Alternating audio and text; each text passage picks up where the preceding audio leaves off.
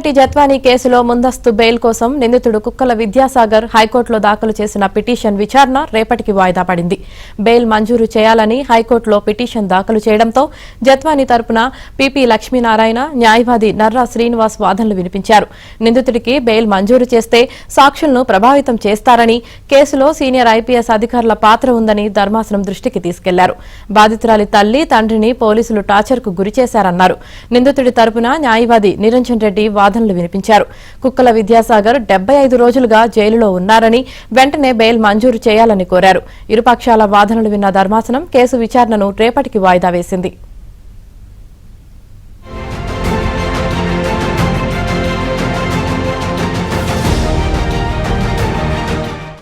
నటి జత్వానీ కేసులో ముందస్తు బెయిల్ కోసం నిందితుడు కుక్కల విద్యాసాగర్ హైకోర్టులో దాఖలు చేసిన పిటిషన్ విచారణ రేపటికి వాయిదా పడింది.